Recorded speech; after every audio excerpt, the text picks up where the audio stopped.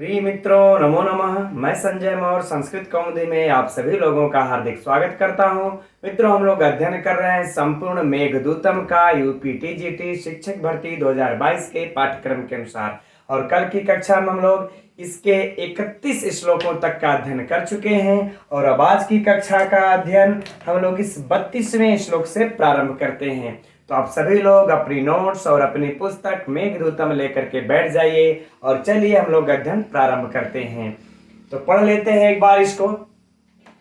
दीर्घी कुर्वन् पटु मदकलम कूजितम सारसानाम प्रत्युषेषु स्फुटित कमला आमोद मैत्री कषायः यत्र स्त्रीणाम हरति सूरत ग्लानिम अंगानुकूलः क्षिप्रावातः प्रियतमेव प्रार्थना चाटुकारः। मित्रों, इस श्लोक में मेघ से यक्ष जो है वो क्षिप्रा वायु का वर्णन कर रहा है। जो क्षिप्रा नदी का जो वायु है जो कि उज्जैनी में बहती है, उस वायु का वर्णन कर रहा। उस वायु का गुण क्या है, उस वायु के कार्य क्या क्या है, आइए देखते हैं परीक्षा की दृष्टि से। हम लोग इस श्लोक में कह रहे हैं कि दीर्घी कुर्वन् यत्र, यहां से स्टार्ट करते हैं मित्रों तो समझने में सरलता होगी, है ना। यत्र अर्थात जहां, ठीक, जहां तो कहां, तो उज्जैनी में, है ना। हम लोग अभी उज्जैनी में है। देखिए, उज्जैनी का बड़ा लंबा वर्णन चलेगा, है ना। उज्जैनी का बहुत ही लंबा वर्णन चलेगा। जैसे विदिशा का, दसाड़ इत्यादि देशों का एक एक श्लोक में करके हटा दिए थे, वैसे उज्जैनी का नहीं। उज्जैनी का तो भी लंबा वर्णन चलेगा। तो उसी उज्जैनी में मित्रों यह है क्षिप्रा नदी, जिसकी वायु का वर्णन किया जा रहा है, ठीक। तो कह रहे हैं कि यत्र मने जहां, उज्जैनी में, जहां मतलब कहां, उज्जैनी में क्षिप्रा वातः मने क्षिप्रा का वायु, है ना। क्षिप्रा नदी का वायु, ठीक, ये अर्थ करिए। तो जहां उज्जैनी में क्षिप्रा नदी का वायु। अब चलते हैं मित्रों यहां से कि दीर्घी कुर्वन् माने दीर्घी यानी कि बढ़ाता हुआ, बढ़ा देता है, ठीक, बढ़ाता है ना।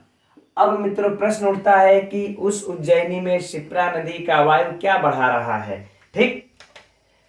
तो कह रहे हैं कि पटु अर्थात मित्रों स्पष्ट, ठीक। और मद कलम अर्थात मित्रों हर्षित भरे या हर्ष से या मद से, ठीक। तो हम लोग कर लेते हैं कि हर्ष से। कूजितम माने कूजित अर्थात कहने की आवाज का कहने का मतलब मित्रों जो कूंज, जो सारे पक्षी मिलकर के एक साथ जो कुंजन करते हैं, आवाज निकालते हैं। कौन? तो कह रहे सारसा नाम, है ना, सारसों के, ठीक। और कब? तो कह रहे प्रत्युषेषु यानी प्रभात के समय में, सप्तमी विभक्ति है, समय में, ठीक। तो अब सुनिए, इतने का ही अर्थ पहले स्पष्ट कर लेते हैं हम लोग कि जहां उज्जैनी में क्षिप्रा नदी का वायु, है ना, सारसों के हर्ष से अस्पष्ट जो आवाज होती है उसको बढ़ाता है। क्या कर देता है? बढ़ाता है। अब इस तरह से मित्रों समझ लीजिए, यह क्षिप्रा नदी है। क्षिप्रा नदी में वायु जो चल रही है प्रातः काल के समय में, उस क्षिप्रा नदी में यह सारस पक्षी हैं, है ना। क्षिप्रा नदी में वह जो सारस पक्षी हैं उनका झुंड समूह जो आवाज निकाल रहा है, उस आवाज को यह क्षिप्रा नदी का वायु क्या कर देता है मित्रों? बढ़ा देता है, ठीक। अपने हवाओं के वेग से, हवाओं के आवाज से उनकी आवाज को क्या करता है? बढ़ा देता है। यह सारस पक्षी मित्रों वह होते हैं, यद्यपि आप सभी लोग जानते होंगे कि जो कि हंस की ही प्रजाति के होते हैं, लेकिन हंस से थोड़ा अलग हट के होते हैं। इनकी लंबी लंबी पैर, टांगे होती हैं, है ना, और यह जल में इत्यादि विहार करते रहते हैं, ठीक। तो चलिए, तो एक काम तो यहाँ पर एक यह गुण बता दिए पहले क्षिप्रा नदी के वायु का, एक विशेषण है यह दीर्घी कुर्वन् मतलब बढ़ाता हुआ, ठीक। तो यह कौन बढ़ा रहा है? क्षिप्रा नदी का वायु। किसको बढ़ा रहा है? सारसों के मद से भरी आवाज को बढ़ा रहा है, ठीक। चलिए, एक काम तो यहां पर हो गया। अब दूसरा फिर इसी क्षिप्रा नदी के वायु का विशेषण बता रहे हैं। क्या? कि स्फुटित कमल आमोद मैत्री कसाय, कि वह शिप्रा नदी का वायु स्फुटित माने खिले हुए, स्फुटित अर्थात खिले हुए, कमल मतलब कमल, तो खिले हुए कमल के आमोद, आमोद मतलब सुगंध, ठीक।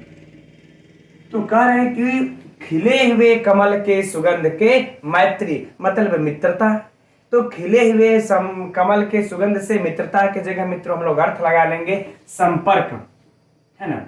संपर्क अर्थात मिलना अर्थात मित्रता, तो करें संपर्क से। अब कसाय, कसाय का अर्थ हो जाएगा मित्रों सुगंधित, ठीक।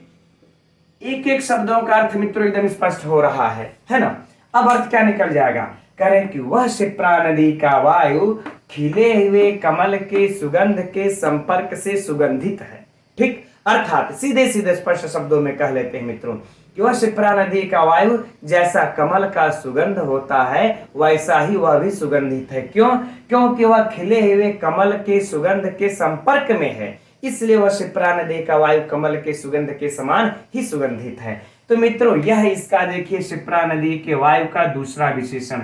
चलिए विशेषण साथ में ही चर्चा करते चलते हैं, बाद में चर्चा करने की आवश्यकता नहीं रहेगी। यह पहला था विशेषण और यह रहा दूसरा विशेषण, राइट, ये वाला। चलिए और कह रहे ये तो बताया अभी इन्होंने शिप्रा नदी के दो विशेषता को बताया, है ना। अब बता रहे हो शिप्रा नदी का अच्छा कार्य क्या है, उसकी कार्य वाली विशेषता क्या है, ठीक। अब बता रहे हैं वह कार्य कौन सा करता है। कहे स्त्री राम हरती, कहे स्त्रियों का, है ना, स्त्रियों के हरती माने हर लेता है, स्त्रियों को, स्त्रियों का हर लेता है, ठीक। तो स्त्रियों का प्रश्न उठता है ना मित्रों कि स्त्रियों का क्या हर लेता है, तो कह रहे सूरत ग्लानिम, है ना, सूरत ग्लानिम, ठीक। सूरत ग्लानिम मतलब कि हो गया कि रति क्रीड़ा में, रति क्रीड़ा में ग्लानिम माने उत्पन्न, रति क्रीड़ा से उत्पन्न थकान को, उत्पन्न थकान को, ठीक है ना। यह देखिए इसका कार्य हो गया क्या कि वह शिप्रा नदी का वायु स्त्रियों का रति क्रीड़ा से उत्पन्न थकान को हर लेता है, राइट। यह एक कार्य बता दिए कि जो रति क्रीड़ा में जो स्त्रियां थक जाती हैं उनकी थकान को हर लेता है। अब आगे देखिए अंगानुकूल यानी अंगों को सुखद लगने वाला। यह भी मित्रों देखिए इसका वायु यह है, हम छूट गया, खैर कोई बात नहीं। अंगों को सुखद लगने वाला, ठीक। तो मित्रों अंगों को सुखद लगने वाला कौन है, शिप्रा नदी का वायु है। तो यूं कह लें कि यह इसका तीसरा विशेषण हो जाएगा, ठीक है ना, यह इसका तीसरा विशेषण हो जाएगा इस शिप्रा नदी का, राइट। अब देखते हैं, है ना। अब इस अर्थ को हम लोग यही, इस अर्थ को उसके साथ लगा देते हैं, यहीं तक ध्यान में रखते हैं, है ना, कि वहां उज्जैनी नगरी में जो शिप्रा नदी का वायु है स्त्रियों में, स्त्रियों का रति क्रीड़ा से उत्पन्न थकान को हर लेता है। अब बात उत्पन्न होती मित्रों किसके समान हर लेता है, तो देखिए किसके समान इसको हर रहा है। करे प्रियतम इव प्रार्थना चाटुकारः, यानी कि प्रियतम के समान, प्रियतम के इव मने समान, ठीक, प्रियतम के समान किए गए प्रार्थना चाटुकार की, प्रार्थना चाटुकारता अर्थात चापलूसी, इसके समान, ठीक। अब इसके अर्थ को मित्रों इस प्रकार से समझ लेते हैं तब स्पष्ट हो जाएगा। जैसे देखिए प्रियतम होते हैं अर्थात उस जो नायक होता है उसको हम प्रियतम कह सकते हैं कि जब रति क्रीड़ा में स्त्रियां जब थक जाती हैं तो यह प्रियतम क्या करता है कि चाटुकारता करने लगता है अपनी उस नायिका का, अपनी उस प्रेमिका का। इस चाटुकारता के कारण उस नायिका की, उसकी प्रेमिका की जो रति क्रीड़ा में उत्पन्न हुई थकान रहती है वह दूर हो जाती है इस प्रियतम के चाटुकारता के कारण। ठीक इसी प्रकार जिस प्रकार से प्रियतम चाटुकारिता करके अपने प्रिय प्रेमिका के रति क्रीड़ा के थकान को हर लेता है, ठीक उसी प्रकार से यह शिप्रा नदी का वायु भी स्त्रियों के रति क्रीड़ा से उत्पन्न थकान को क्या कर लेता है, हर लेता है। आगे बातें समझ में मित्रों यहाँ पर स्पष्ट। अब इसके हम लोग संपूर्ण अर्थ को देख लेते हैं।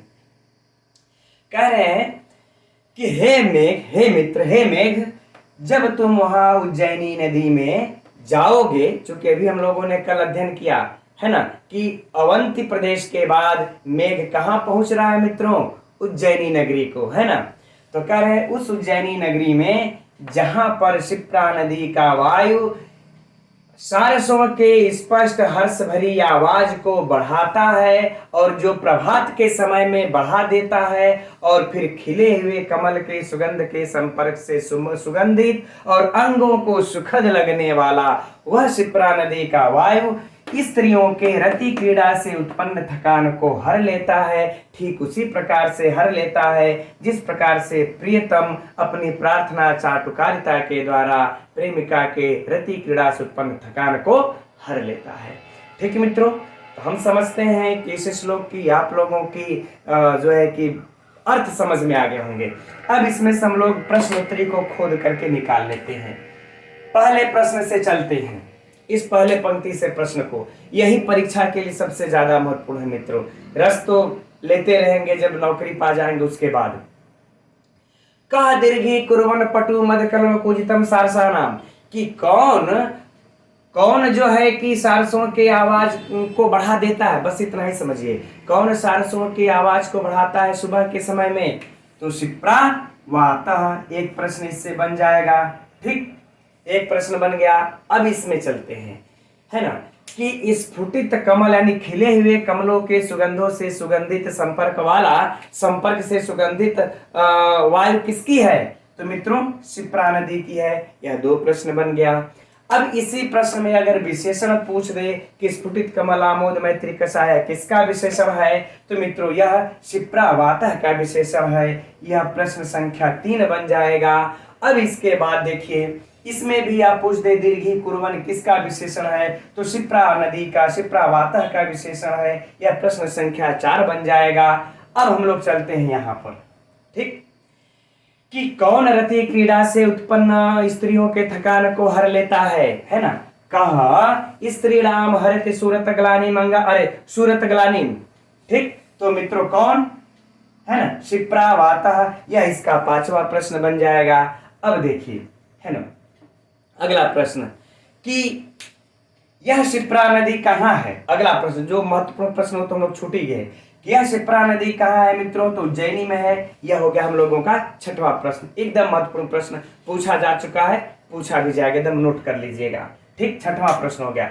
अब आगे चलते हैं इस पंक्ति में कि शिप्रा नदी स्त्रियों के सूरत क्रीड़ा की थकान को किसके समान हर लेता है, तो प्रार्थना, है ना, प्रियतम एवं प्रार्थना चाटुकार।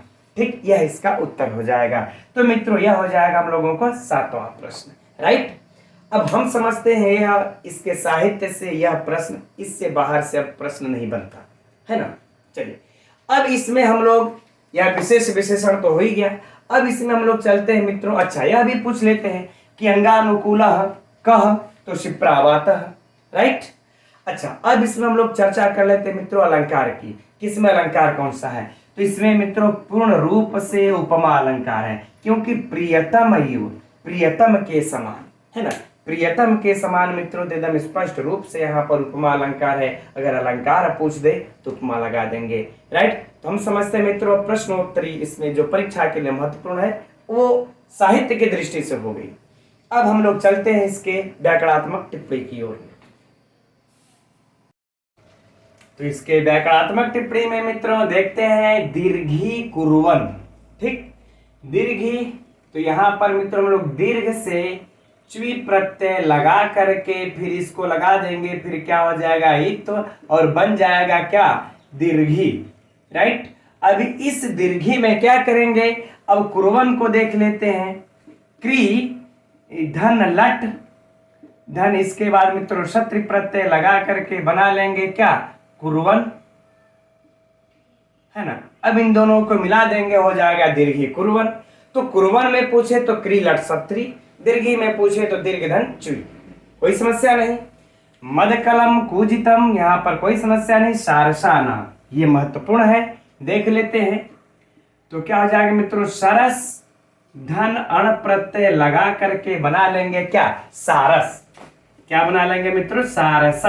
ठीक, अब इसके बाद आवश्यकता अनुसार सुआदि की उत्पत्ति कर लेंगे और सारसा नाम है ना षष्ठी विभक्ति के बहुवचन में बन जाएगा। तो अगर पूछ दे कौन सी विभक्ति वचन है तो षष्ठी विभक्ति बहुवचन और बाकी प्रत्यय तोड़ हो गया। अब प्रत्युशेषु सप्तमी विभक्ति है ना बहुवचन। अब देखिए इधर, स्फुटित कमल, तो खिला हुआ कमल, स्फुटितानि कमलानि, तो मित्र विशेष विशेषण, तो कौन समास हुआ, कर्मधारय समास। अब आमोदः, तो क्या हो जाएगा, तस्य आमोदः, इस खिले हुए कमल का सुगंध। तो का सुगंध मित्रों, तो कौन सा समास हो जाएगा, षष्ठी तत्पुरुष समास। बड़ा आनंद आता है मित्रों इस प्रकार से समासों को भी हल करने में, है ना। देखिए स्फुटित कमल है तो स्फुटितानि कमलानि, दिमाग आप लोग अपने से भी लगाया कीजिए। जब सोचेंगे, इस पे विचार करेंगे ना, तो धीरे धीरे आप लोग खुद ही अभ्यस्त हो जाएंगे कि फिर खुद ही लगेंगे पकड़ने, मेरी आवश्यकता नहीं पड़ेगी, किसी की भी आवश्यकता नहीं पड़ेगी, है। स्फुटितानि कमल, तो यहाँ पर कर्मधारय समास। अब खिले हुए कमल के, है ना, तस्यामोद, उसके सुगंध से, षष्ठी तत्पुरुष समास। अब क्या है, मैत्री यानी कि संपर्क, तो तेन मैत्री है, यानी खिले हुए कमल के सुगंध से सुगंधित। हिंदी से भी अर्थ लगाया करिए मित्रों, एकदम सरलता हो जाएगी आप लोगों को। तो तेन मैत्री, तो क्या हो जाएगा मित्रों, तृतीया तत्पुरुष समास यहां तक आते आते। अब फिर क्या है, उसके संपर्क के सुगंध से सुगंधित, तो मित्रों क्या हो जाएगा, तेन कसायः, तो यहां भी तृतीया तत्पुरुष समास। कोई समस्या नहीं, एकदम खंड करते करते चलेंगे और हम लोगों का सरलतापूर्वक अर्थ निकलता चलेगा। यत्र स्त्रीणाम हरति, अब इसमें तो नहीं बताना पड़ेगा आप लोगों को कि कौन सा लकार है, सरल है ये। अब सूरत ग्लानि, है ना, सूरत ग्लानिम अंगानुकूला, अंगा नाम अनुकूल, अंगों के अनुकूल मित्रों, तो यहां भी क्या हो जाएगा, षष्ठी तत्पुरुष समास। ठीक, अब क्षिप्रावातः, ये इस श्लोक का यूं कहने सबसे महत्वपूर्ण व्याकरणात्मक टिप्पणी जो परीक्षा में पूछे जाने की प्रबल संभावना है ना। क्षिप्रावातः अर्थात क्षिप्रा जल संपृक्तो, है ना, क्षिप्रा जल संपृक्तो वातः क्षिप्रावातः, तो मित्रों क्या हो जाएगा, मध्यम पद लोपीय समास, है ना, मध्यम पद। चलिए अच्छा इस प्रकार से लिख लेते हैं, मध्यम पद लोपीय समास, राइट, एकदम नोट कर लीजिएगा, है ना। हो सकता है आप लोगों के पुस्तक में दिया हो, नहीं दिया होगा, और दिया होगा तो उसको अंडरलाइन कर लीजिएगा, है ना। क्षिप्रा क्षिप्रा जल संपृक्तो वातः, तो जल संपृक्त का तो लोप हो जाता है, क्षिप्रा वातः बच जाता है, क्षिप्रा जल संपृक्तो वातः क्षिप्रा वातः, तो मध्यम पद लोपी समास। प्रियतमेव प्रार्थना चाटुकारः, है ना। अब चाटुकारः है मित्रों, है तो यहां पर क्या हो जाएगा, चाटुक्रियण, चाटु धन क्री धन क्या हो जाएगा, अण प्रत्यय लगा लेते हैं, तो क्या बन जाएगा, चाटुकारा, है ना। यहां पर मित्रों वही सूत्र लगा है अण प्रत्यय लगने में, है ना, कर्मण्य, जिस तरह से हम लोग कुंभकारा बनाते हैं, कुंभकारा चाटुकारा, वही सूत्र लगा। अगर पूछ दे तो आप लोग लगा लीजिएगा, कर्मण्य सूत्र से यहां पर हुआ है ना। ठीक, ये सूत्र से लगा हुआ है यहाँ पर अण प्रत्यय, और बन जाएगा चाटुकराता। और जब प्रार्थना चाटुकारः, ये क्या बन जाएगा, चाटुकारः। ठीक, अब इस चाटुकारः का इस प्रार्थना के साथ क्या हो जाएगा मित्रों, समास कर लेंगे। तो कौन सा समास हो जाएगा, यहां पर देखिए सुप सुपा समास। कौन सा समास, सुप सुपा समास। तो प्रार्थना चाटुकारः में कौन सा समास है मित्रों, ठीक, तो एकदम नोट कर लीजिए सुप सुपा समास। ठीक, और चाटुकारः की व्युत्पत्ति चाटुक्रीधन अण, यह भी महत्वपूर्ण है परीक्षा की दृष्टि से। ठीक, तो इसको भी नोट कर लेना है। तो हम समझते हैं मित्रों, अब यह जो है कि श्लोक व्याकरणात्मक टिप्पणी और साहित्य के दृष्टि से जो भी प्रश्न बनते हैं परीक्षा के लिए पूर्ण हो गया। अब आगे बढ़ते हम लोग अगले श्लोक 33वें की तरफ। तो यह रहा अगला श्लोक 33वां, पहले पढ़ते हैं इसको हम लोग एक बार। हारान तारान तरल गुटिकान कोटिशः संग शंख शुक्ति शस्पश्यामान मरकतमणि उन्मयूख प्ररोहान दृष्ट्वा यस्याम विपणि रचितवान विद्रुमाणाम च भंगान संलक्ष्यन्ते सलिल निधयस्तोय मात्रावशेषाः।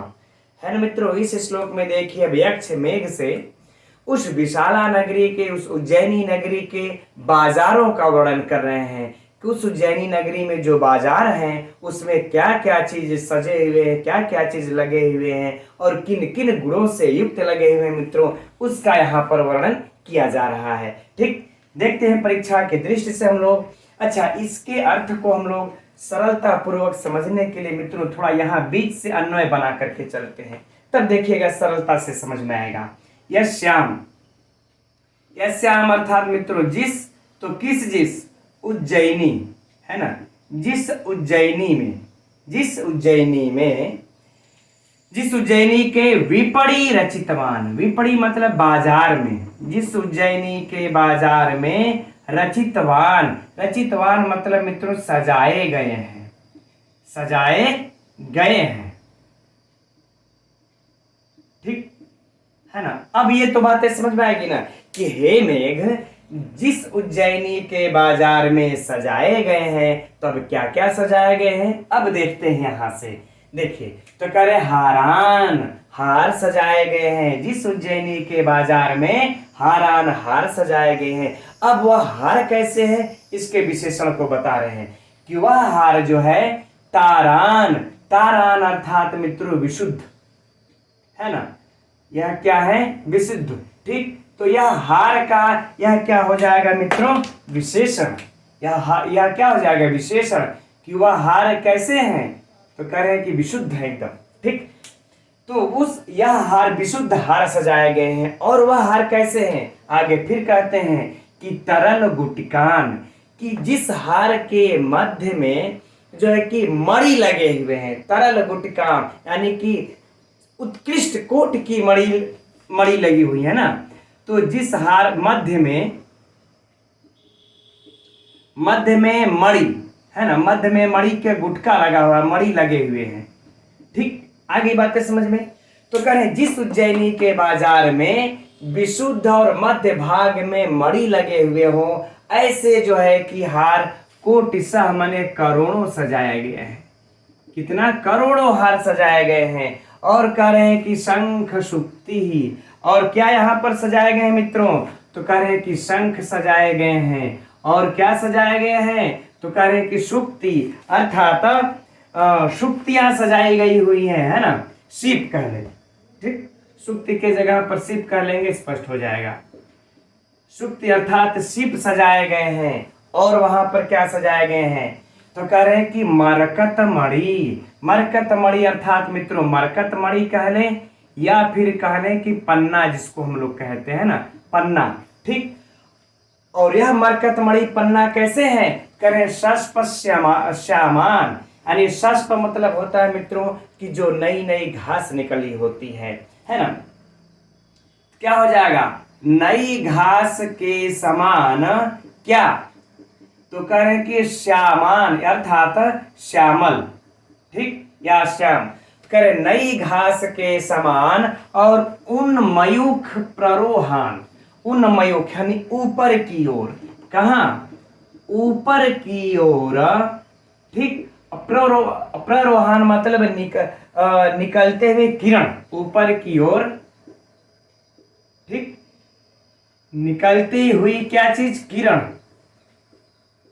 है ना, यानी कि ऐसे वहां पर मरकत मणि उसके इस उज्जैनी के बाजार में ऐसे मरकत मणि या पन्ना सजाए गए हैं जो कि नई घास के समान श्याम हैं, यानी कि सांवले हैं। और कह रहे कि ऊपर की ओर उनसे किरणें निकल रही हैं, है ना, किरणें निकल रही हैं। ऐसी मरकत मणि को मित्रों उस उज्जैनी के बाजार में सजाया गया है। राइट, अब आगे कह रहे हैं कि और क्या सजाया गया है कि विद्रुमाणाम च भंगान, है ना, विद्रुमाणाम मतलब मित्रों मूंगा, हाँ, मूंगा के च माने और फिर भंगान माने टुकड़ा, टुकड़े को। ठीक, तो कह रहे और मूंगों के टुकड़े को, ठीक। और मूंगों के टुकड़े को अब दृष्टवा मने देख कर, अब हम लोग यहाँ आ जाते हैं। दृष्टवा मने देख कर क्या करोगे, संलक्षणते मने तुम मानोगे या फिर प्रतीत होता है, ठीक। संक्षे देखकर ऐसा ही प्रतीत होता है या फिर मानते हैं क्या कि सलिल निधया, सलिल निधया अर्थात मित्रों सलिल जल का खजाना, तो जल का खजाना कौन है, समुद्र। तो सलिल निधि अर्थात समुद्र, उनको देखकर ऐसा प्रतीत होता है कि जैसे यह जो समुद्र है, तोय सलिल निधया विसर्ग को लगा देंगे तो तोय मात्र अवशेषा, कि जल मात्र ही शेष बचा है, जल मात्र ही शेष है, कि समुद्र में, कि अब समुद्र में क्या है, जल मात्र ही शेष है, ठीक मित्रों। यानी इन सब चीजों को देख करके ऐसा प्रतीत होता है कि समुद्र में केवल जल मात्र ही शेष है। इसके पीछे कहने का मित्रों इनके उद्देश्य यह है कि हम लोग जानते हैं कि समुद्र हमारे रत्नों की खान है, उसके नीचे उसके जल के नीचे जो उसकी तलहटी होगी उसमें बहुत ढेर सारे रत्न, यूं कह ले जब शंख सीप और ये पन्ना मूंगा मणि बहुत सारे चीज छुपे हुए, समुद्र खजाना है इन सबों का। तो वो सारे खजाने समुद्र से निकल करके लग रहा है कि इस उज्जैनी के बाजार में लग गए हैं। तो जब समुद्र से सारे खजाने वो निकाल करके उज्जैनी के बाजार में लगा दिए गए हैं, तो वह समुद्र अब क्या प्रतीत होता है कि मानो सिर्फ उसमें सिर्फ जल मात्र ही शेष रह गया है, ठीक मित्रों। अब हम लोग पुनः संपूर्ण अर्थ को एक बार देख लेते हैं कि हे मेघ, जब तुम इस अवंती प्रदेश को पार करके जब कहां पहुंच रहे हो, यह भी ध्यान में रखते चलिए मित्रों हमेशा।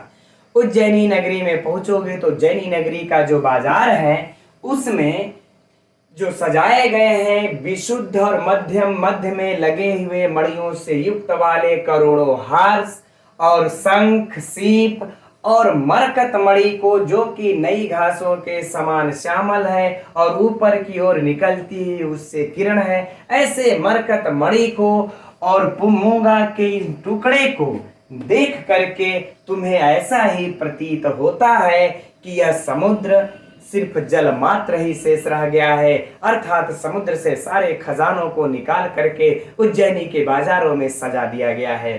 अब मित्रों यहाँ पर प्रश्नोत्तरी के लिए थोड़ी सी इसकी समीक्षा करते हैं। जरा देखिए कि इसमें हम लोग उज्जैनी के बाजारों में कितनी चीजों को सजाया गया इस श्लोक के अनुसार। पहला देखिए हुआ हार, दूसरा देखिए हुआ शंख, तीसरा हुआ देखिए सीप, और चौथा हुआ मरकत मणि, और पांचवा हुआ यह मूंगा। यानी यह 5 चीजों का वर्णन मिलता है जो कि उज्जैनी के बाजार में। देखिए कहीं भी यहाँ पर दाल चावल ऐसा नहीं लिखा गया कि दाल चावल भी रखा गया है ना, नहीं, यानी ये सब सजाया गया है। इससे यह उज्जैनी के वैभव को मित्रों प्रदर्शित कर रहा है, क्योंकि उज्जैनी जो नगरी है वह तो स्वर्ग की टुकड़ा है, और उस स्वर्ग के टुकड़े में कितनी देखिए सूक्ष्मता का वर्णन है कि उस स्वर्ग के टुकड़े में ये सब बिकेंगे, न कि चावल दाल आटा भी बिकेगा, साबुन तेल, ठीक। चलिए तो ये बातें हो गई। तो ये 5 चीजों का वर्णन है, यह हम लोगों को परीक्षा की दृष्टि से महत्वपूर्ण नोट कर लेना है। अब इसमें देखिए अगला प्रश्न, ठीक, कि हार का, यह हारान मित्रों किसका विशेषण है, तो यह देखिए हारान का विशेषण क्या है, तो यह तारान है, फिर यह भी विशेषण है ना, तरल गुटकान, यह भी क्या है, विशेषण है किसका, इस हार का, ठीक। यह क्या हो जाएगा, विशेष, एकदम नोट कर लीजिएगा, यह भी परीक्षा का प्रश्न हुआ, ठीक। अब शंख और सुक्ति के लिए कोई भी यह विशेषण नहीं देते हैं, छोड़ देते हैं, है ना। अब आता है प्रश्न यहाँ पर देखिए, मरकत मणि, यह भी क्या है, विशेष, ठीक। इसका एक विशेषण तो यह हुआ है ना कि वह मरकत मणि कैसा है, तो ऊपर की ओर निकल रही है किरण, और वह कैसा है, दूसरा विशेषण यह है कि नई घास के समान, यह भी क्या हो जाएगा मित्रों, इसका विशेषण, राइट। 2 विशेषण हो गए। इसका अगर यह पूछे तो, है ना, इस पंक्ति को उठा करके पूछ दिया मरकत मणि किसका, मरकत मणि का विशेषण कौन है, या फिर मरकत मणि किसका विशेष्य है, दोनों तरफ से प्रश्न को पूछा जा सकता है। अब आगे देखिए, कि मूंगा, यह मूंगा के लिए मूंगा के टुकड़े हैं, इसका तो कोई वैसा विशेषण है नहीं। अब देखिए यहाँ पर नीचे से जो प्रश्न बन जाएगा मित्रों कि कहाँ की बाजारों को देख करके समुद्र मात्र जलावशेष प्रतीत होता है। तो उज्जैनी के बाजार को देख करके समुद्र मात्र जलावशेष मालूम पड़ता है। समुद्र जलावशेष मात्र मालूम क्यों पड़ता है मित्रों, है ना। प्रश्न पलट देते हैं कि यह समुद्र जलावशेष मात्र मालूम क्यों पड़ता है, क्योंकि इसके सारे खजाने उज्जैनी के बाजारों में सजाए गए हैं। ठीक, अगला प्रश्न सुनिए अब, है ना, कि कहाँ के बाजारों में यह हीरा मूंगा पन्ना शंख सीप इत्यादि सजाए गए हैं। तो उज्जैनी के बाजारों में सजाए गए हैं। फिर प्रश्न को पलट देते हैं, उज्जैनी के बाजारों में हमें क्या प्राप्त होते हैं, है ना। तो इन पांचों में से कोई भी ऑप्शन में दे देगा मित्रों, हमें यह प्राप्त होते हैं। ठीक, ये साहित्य रहा और ये विशेषण रहा इसके। अब हम लोग देखते हैं इसके व्याकरणात्मक टिप्पणियों को। इस श्लोक की व्याकरणात्मक टिप्पणियां मित्रों परीक्षा की दृष्टि से उतनी विशिष्ट तो है नहीं, फिर भी देख लेते हैं, शायद एक दो मिल ही जाए हम लोगों को, है ना। तो देखिए हारा न तारा न तरल गुटका न, यहाँ पर तो कोई विशिष्ट समस्या नहीं होनी चाहिए इसमें, और ना ही यह पूछे जाने योग्य प्रतीत होता है। कोटिशः, इसको देख लेते हैं, थोड़ा हट के मित्रों।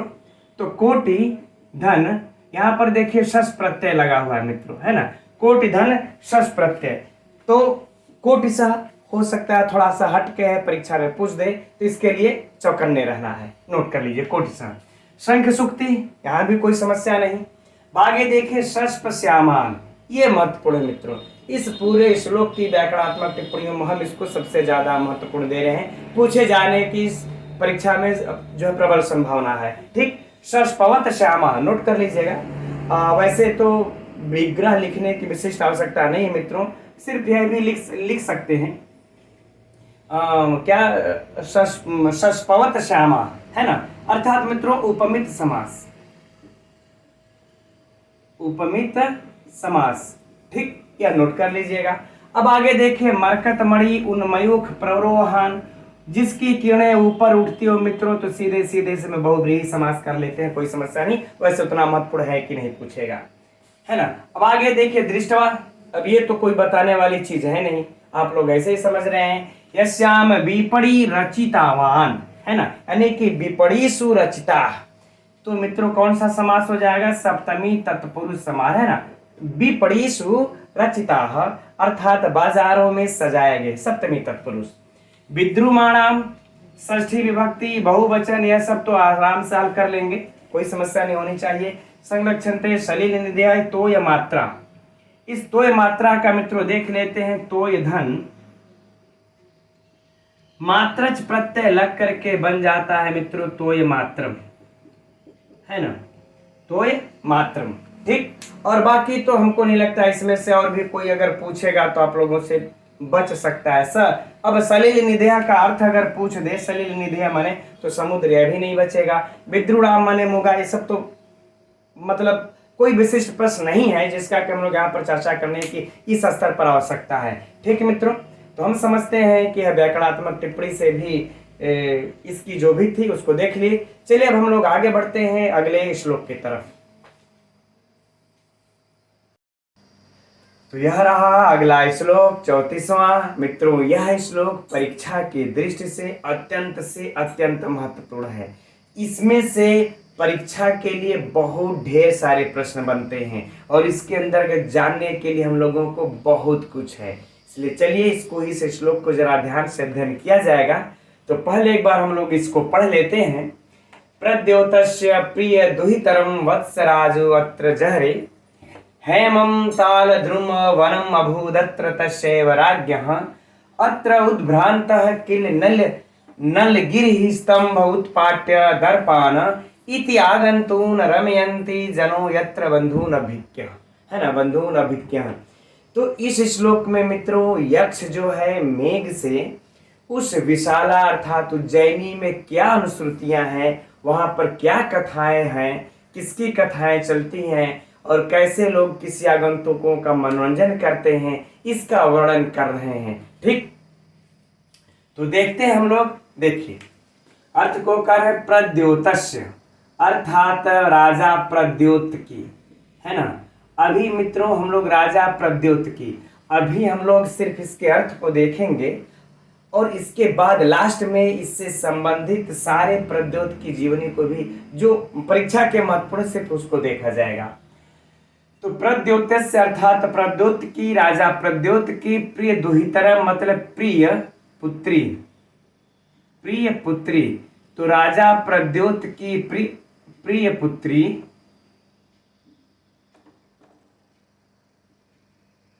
राजा प्रद्योत की प्रिय पुत्री का वत्सराजो अत्र, वत्सराज मतलब वत्सराज कौन? उदयन, वत्सराज उदयन है ना।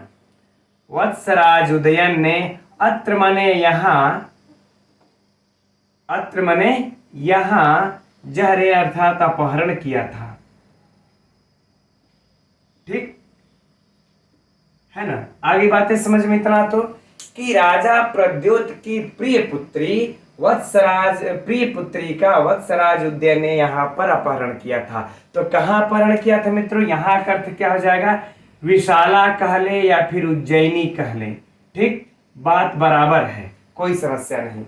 तो कह रहे हैं कि हे मेघ, यक्ष कह रहा है कि हे मेघ सुनो, यहाँ अर्थात कहाँ, जहां तुम पहुंच जाओगे जब उज्जैनी में, तो उस उज्जैनी में ही यहाँ जो है कि राजा प्रद्योत की प्रिय पुत्री का वत्सराज उदयन ने, का भी लिख लेते हैं, प्रिय पुत्री का वत्सराज उदयन ने अपहरण किया था।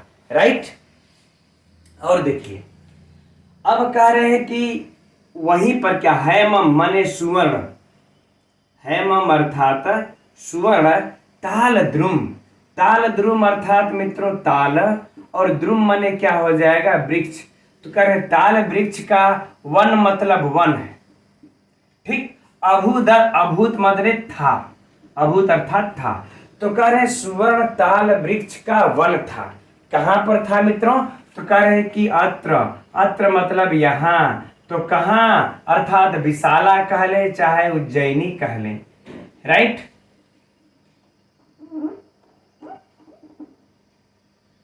अर्थात विशाला कह ले चाहे उज्जैनी कह ले, है ना। तो कह रहे हैं कि सुवर्ण ताल वृक्ष का वन था यहाँ उज्जैनी में। अब वह वन किसका था मित्रों? तो तस्य, तस्य एव राज्ञ, तस्य माने उस, है ना, राज्ञ माने राजा का। तो प्रश्न उठता है मित्रों, तस्य यह सर्वनाम किसके लिए आया है ना, यह सर्वनाम किसके लिए आया है? तो उस राजा का, अर्थात मित्रों राजा प्रद्योत का। किसका? प्रद्योत का। आगे बातें समझ में, फिर से समझिए।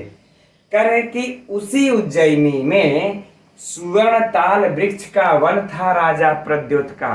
तो उज्जैनी के देखिए दो बातें बताई कि एक तो उसी उज्जैनी में, वही उज्जैनी जहां तुम पहुंचोगे, वहां की राजा प्रद्योत की पुत्री का वत्सराज उदयन ने अपहरण किया था, और वहीं पर उसी राजा का क्या था? एक सुवर्ण ताल वृक्ष का वन था। मित्रों एकदम बारीकी से बार बार अध्ययन कर लीजिए, यही सब परीक्षा से प्रश्न बनते हैं। अब आगे कह रहे हैं अत्र, अत्र माने फिर क्या हो जाएगा मित्रों? यहाँ। फिर हम एक नाम ले लेते हैं पुष्पकरिंदिनी, जिसको कि उज्जैनी को ही कहते हैं, या फिर अवंतिका भी कहते हैं, अवंती भी कहते हैं। कल की कक्षा में जो चर्चा हो चुकी है, यहाँ अर्थात उज्जैनी में ही। उद्भ्रांतः माने भ्रमण किया था। क्या किया था? भ्रमण किया था, ठीक। किल माने निश्चय ही है, कव्य है, और नलगिरी माने नलगिरी नामक हाथी, है ना, लिख लेते हैं नामक हाथी। नलगिरी तो लिखा ही है, नलगिरी नामक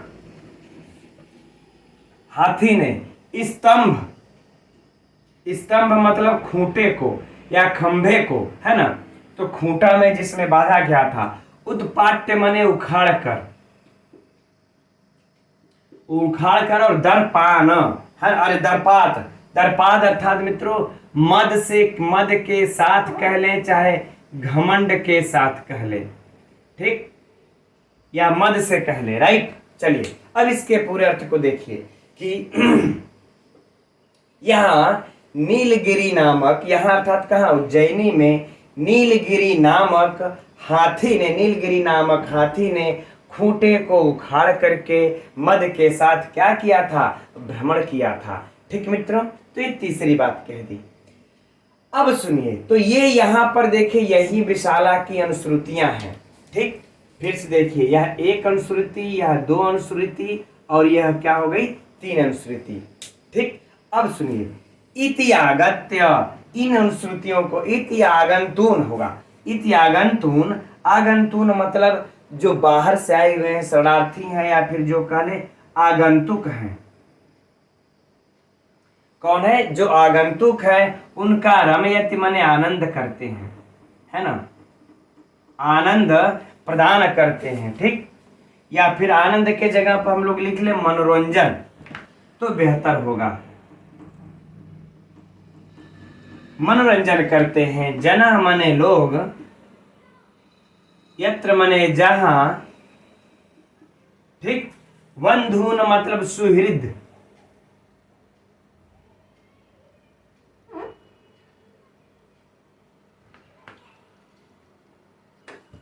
बंधुन अर्थात सुहृद लोगों का, और मित्रों जाएगा अभिज्ञ। अभिज्ञ मतलब जानकार लोग, है ना, अभिज्ञ अर्थात जानकार लोग। तो मित्रों यह जो तीन अनुश्रुतियां है ना, अब इस चौथे लाइन का अर्थ समझने के लिए समझिए कि यह जो तीन अनुश्रुतियां हैं, इन्हीं तीनों अनुश्रुतियों को सुना करके जो जानकार लोग होते हैं, यह जानकार लोग सुहृद लोगों को सुना करके जो आगंतुक लोग बाहर से आते हैं, उनका क्या करते हैं, मनोरंजन करते हैं। आगे बातें समझ में। ठीक, तो एक बार संपूर्ण अर्थ को मित्रों हम लोग पुनः देख लेते हैं कि वही उस विशाला में राजा प्रद्योत की प्रिय पुत्री वासव दत्ता का वत्सराज उदयन ने अपहरण किया था, और वहां, है ना, यहाँ इसी उज्जैनी में सुवर्ण का ताल वृक्ष का वन था उस राजा प्रद्योत का, और जहां पर उस उज्जैनी में ही नलगिरी नामक हाथी ने खूंटे को उखाड़ करके मद के साथ भ्रमण किया था।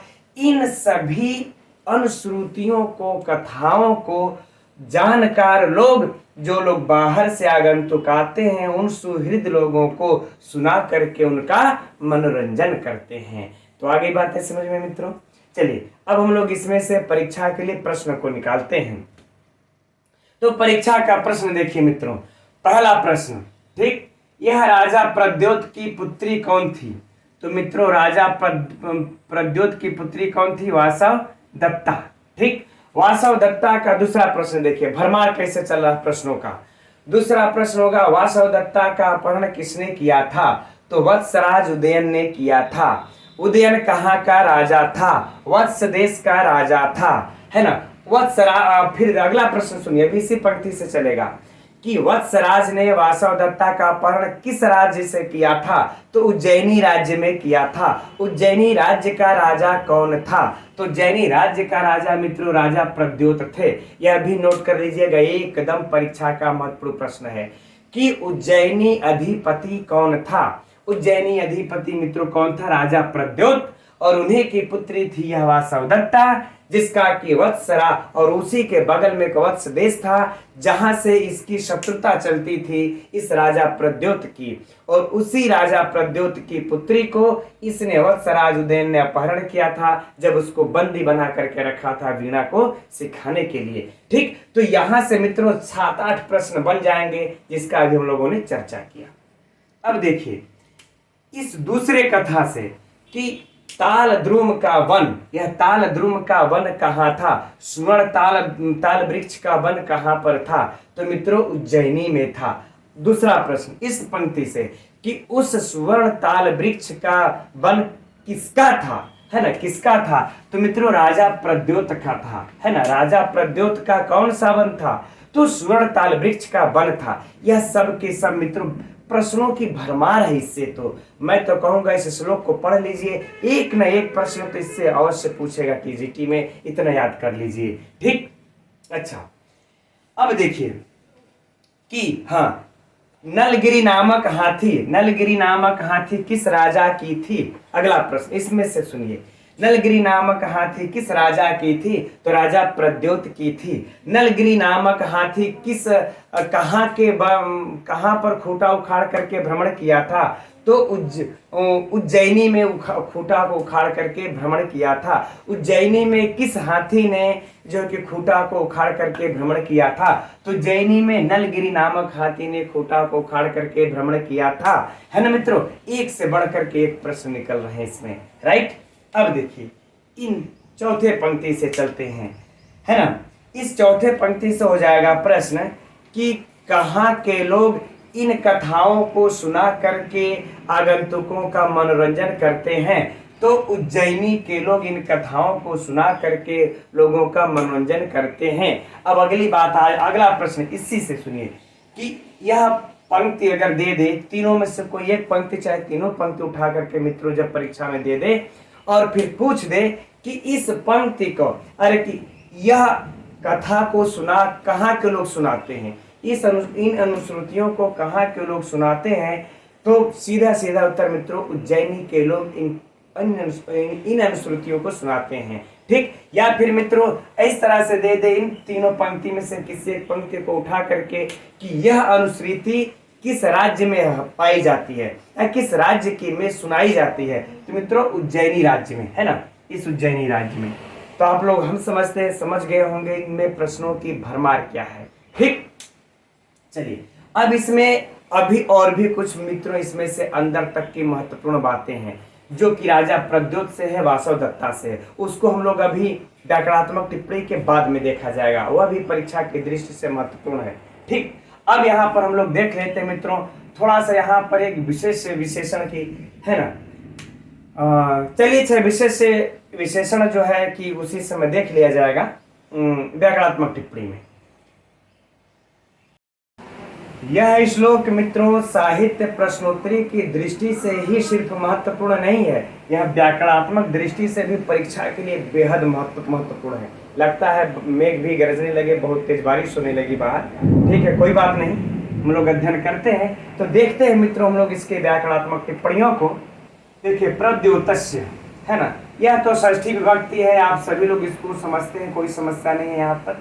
अब प्रिय दुहितरम, है ना, प्रिय दुहितरम मित्रों, तो प्रिया चासौ दुहिता एकदम नोट कर लीजिएगा, कर्मधारय समास परीक्षा के लिए एकदम महत्वपूर्ण है, पूछा जा चुका है और पूछा जाएगा भी हो सकता है। तो प्रिया चासौ दुहिता, मेघ काफी तेजी से गरज रहे हैं, चलिए ठीक, कोई बात नहीं, हम लोग तो मेघदूतम का ही अध्ययन कर रहे हैं, ठीक। प्रिय दुहितरम कर्मधारय समास एकदम नोट कर लीजिएगा। अब आगे देखिए वत्सराज, है ना, वत्सराज अत्र, तो मित्रों वत्सराज जो है वत्सा नाम राजा, वत्सा नाम राजा, यह इसमें होगा षष्ठी तत्पुरुष समास। चूंकि वत्सराज बड़ा महत्वपूर्ण है इस उज्जैनी के दृष्टि, इस उज्जैनी नगरी के दृष्टि से, इसलिए पूछा जा सकता है मित्रों। वत्सराज को भी नोट कर लीजिएगा और याद रखिए इसमें भी समासांत टच प्रत्यय लगाया जाता है। अगर यह पूछ दे कि वत्सराजा में समासांत किस प्रत्यय का प्रयोग हुआ है, तो टच प्रत्यय का प्रयोग हुआ है। वत्सराजा में कौन सा समास है, तो षष्ठी तत्पुरुष समास है। इसका विग्रह क्या होगा, तो वत्सा नाम राजा होगा, वत्सराजा, राइट। ये देखिए ये भी जो है कि धातु रूप के दृष्टि से साहित्य से मित्र बड़ा ही महत्वपूर्ण प्रश्न है, इसलिए मैं कह रहा हूँ कि श्लोक सिर्फ साहित्य की दृष्टि से नहीं, व्याकरणात्मक दृष्टि से भी महत्वपूर्ण है मित्रों। इसमें ह्री धातु है और उसके बाद लिट लकार है, इसके बाद प्रथम पुरुष के एक वचन में बिन बन जाता है जन, राइट। चलिए तो यह भी एकदम नोट है महत्वपूर्ण मित्रों, पुस्तक में दिया हो तो ठीक नहीं, एकदम यहाँ पर भी नोट कर लेना है। हेमम मतलब सुवर्ण और ताल द्रुमम, तो मित्रों यह ताल वृक्ष है, ताल का वृक्ष, लेकिन वह कैसा है, सोने का है। तो मित्रों यहाँ पर क्या हो जाएगा, यहाँ ठीक, यह हो जाएगा विशेषण, है ना, और इसका विशेष क्या हो जाएगा, यह, अर्थात ताल वृक्ष का वन है, कैसा है, तो सोने का है, यह विशेषण है, यहाँ पर एकदम याद कर लेना है। वनम अभूत अत्र तस्यैव राज्ञे, यहाँ कोई समस्या नहीं। अत्र उद्भ्रांत उद्भ्रांत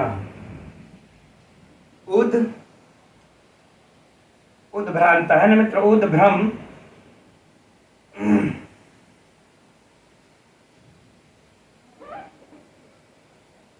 उद्भ्रम धन कट, है ना, उद्भ्रम धन कत बन जाएगा मित्रों उद्भ्रांत।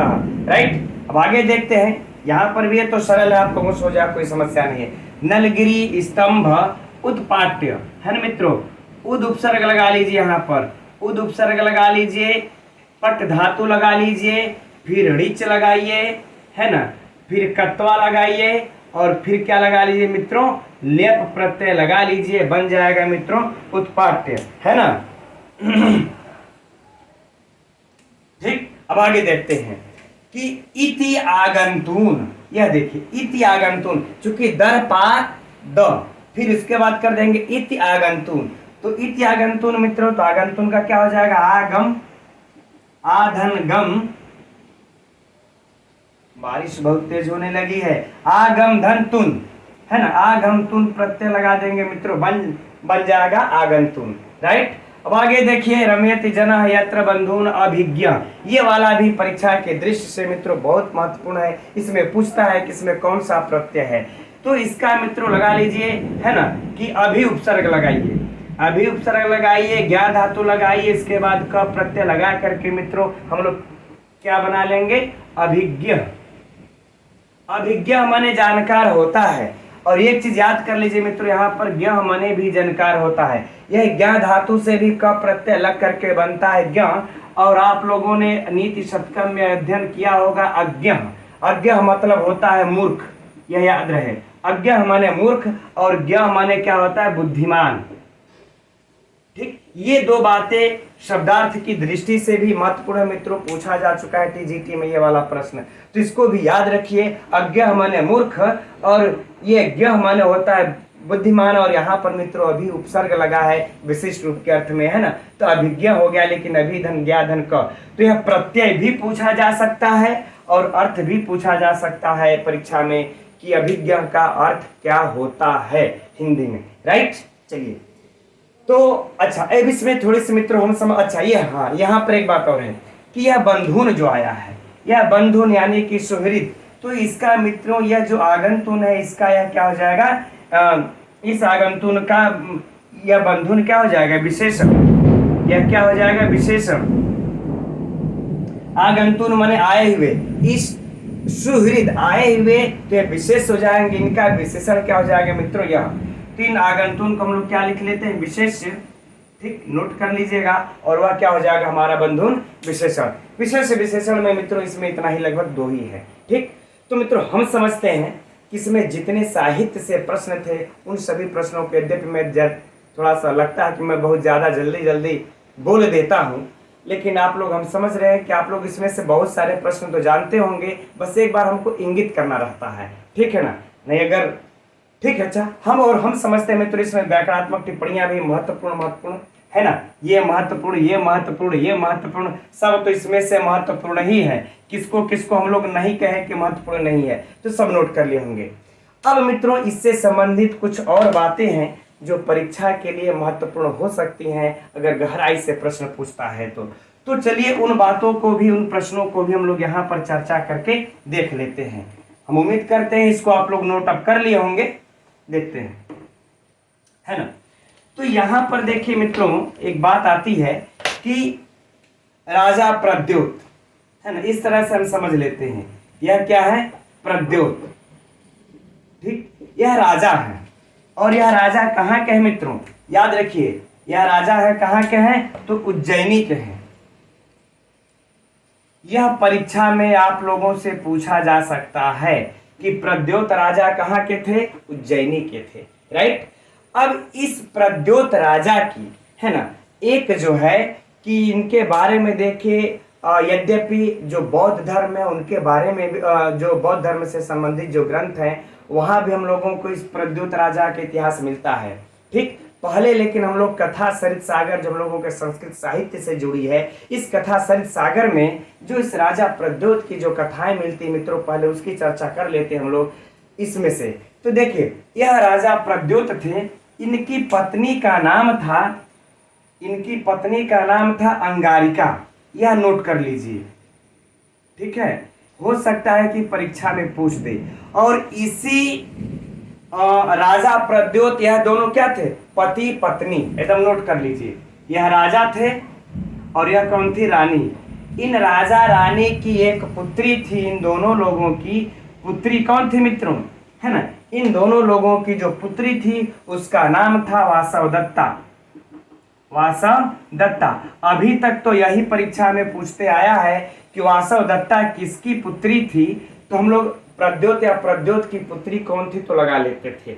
हो सकता है इस बार यह पूछ दे वासवदत्ता की माता का नाम क्या है, तो मित्रों अंगारिका नाम है। यह हम लोगों को कथा कह रहे हैं, कथा सरित सागर में प्राप्त होती है कि अंगारिका से राजा प्रद्योत का विवाह हुआ था।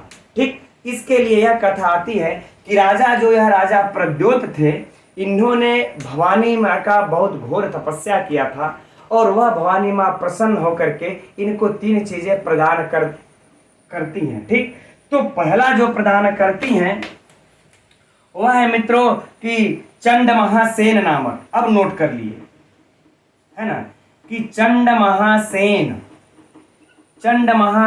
नामक एक अपराजित, है ना, चंड महासेन नामक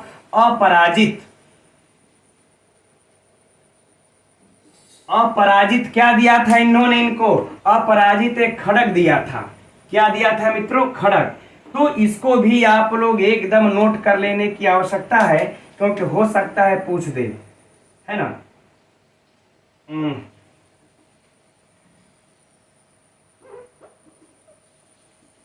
ठीक, एक खड़ग कह लें या फिर तलवार कह लें जो दिया था। तो यह आप लोगों से हो सकता है मालूम भाई, चूंकि कथा सरित सागर मित्रों आया है और यहाँ पर राजा हम लोगों के मेघदूतम में राजा प्रद्योत की चर्चा है, तो हो सकता है कि पूछ दे यह प्रश्न कि चंड महासेन नामक यह तलवार या खंग किसका था? तो मित्रों प्रद्योत राजा का था। और इसको इन्होंने किसने दिया था इनको? तो मित्रों यह दिया था भवानी माँ ने इनको आशीर्वाद के रूप में। ठीक है ना। और दूसरा चीज इनको प्राप्त करते हैं, जो दूसरा है नोट कर लीजिए कि अंगारक दैत्य, है ना, अंगारक दैत्य की पुत्री कौन थी? यही थी अंगारिका। अंगारिका यह त्रैलोक्य सुंदरी थी।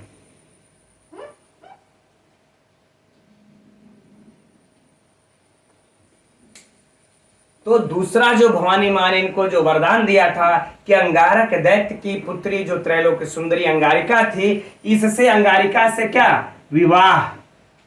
ठीक है ना मित्रों, इस विवाह, तो ये दूसरा प्रदान किया था। और तीसरा कह रहे हैं, तीसरा वरदान के रूप में इनको नलगिरी ऐरावत के समान नलगिरी नामक हाथी प्रदान किए थे ना,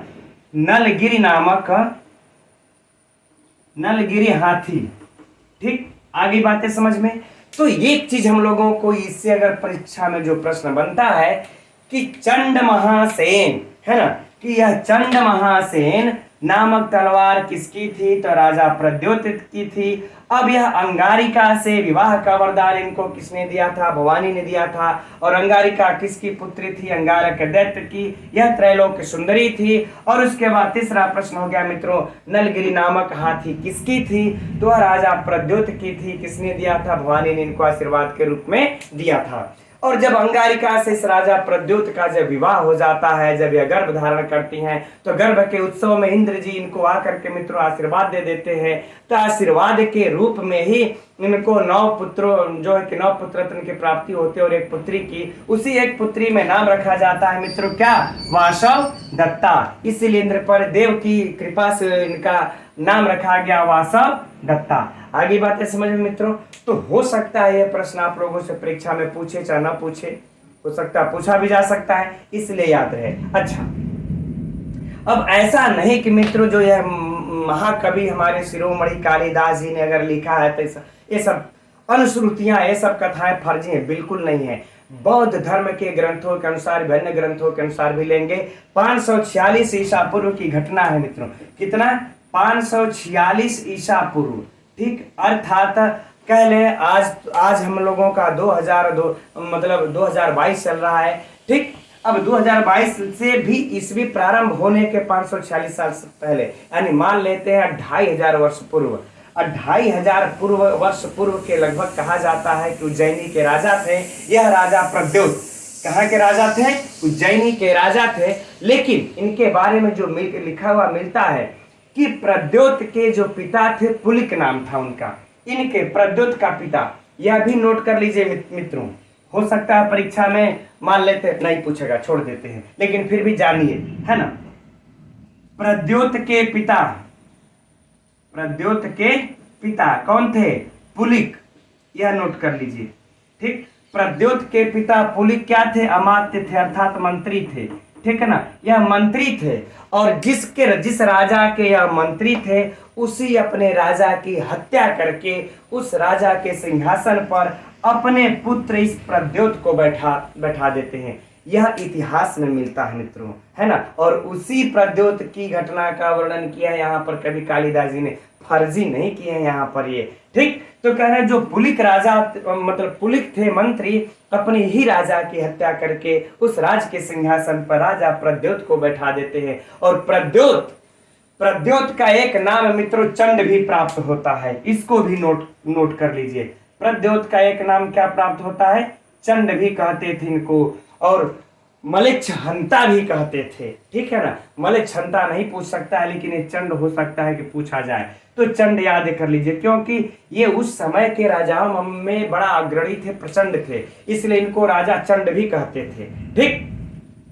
तो यह उस समय की बात है। और उसी समय वत्स देश से इस राजा प्रद्योत जो कि उज्जैनी के राजा थे, है ना, इस उज्जैनी के राजा थे, इनकी दुश्मनता चलती थी, उदयन से चलती थी। और इनकी मित्रता मित्रों कहा जाता उस समय जो बिंबिसार राजा थे उनसे, हर्यक वंश के, उनसे इनकी मित्रता थी। और इनको कहा जाता अंतिम समय में पीलिया रोग भी हो गया था। बिंबिसार ने अपने वैद्य को भेजा था इनके राजा प्रद्योत के इलाज के लिए, है ना। तो ये मित्रों है 546 ईसा पूर्व की घटना। और हम लोगों के महाकवि कालिदास जी लगभग प्रथम शताब्दी की ईसा पूर्व की घटना की मतलब उनका समय काल रहा है, तो स्वाभाविक सी बात है कि इनकी रचना को उन्होंने किया होगा। अच्छा, जब वत्सराज उदयन की इनके साथ जब दुश्मनी थी, तो वत्सराज उदयन ने से ही इन्होंने फिर अपने पुत्री की शादी करके, जब वो लेकर गए तो शादी करके उस दुश्मनी को इन्होंने रिश्तेदारी अर्थात कहले मित्रता में परिवर्तित कर दिया था, ठीक। और एक बात ये भी है कि प्रद्योत वंश का ये पहले राजा थे, चूंकि ये पुलिक ने मार करके इनको पहला उस गद्दी पर बैठाया था। तो ठीक है मित्रों, ये सब सारी बातें रही राजा प्रद्योत से जुड़ी हुई, इनके समय काल से जुड़ी हुई और वत्सराज उदयन से जुड़ी हुई। तो हम समझते हैं इसको भी आप लोगों ने नोट कर लिया होगा। हो सकता है हम लोगों के परीक्षा की दृष्टि से और या परीक्षा में हम लोगों के पूछते। तो मित्रों आज की कक्षा में इतना ही रहने देते हैं, अब हम लोग कल मिलते हैं।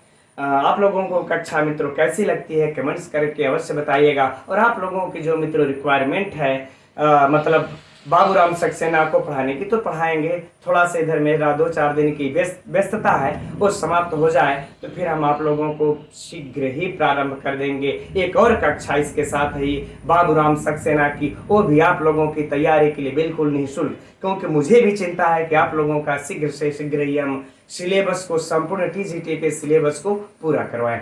ठीक है मित्रों, तो हम लोग अब कल मिलते हैं ठीक इसी समय 7:30 बजे। नमो नमः।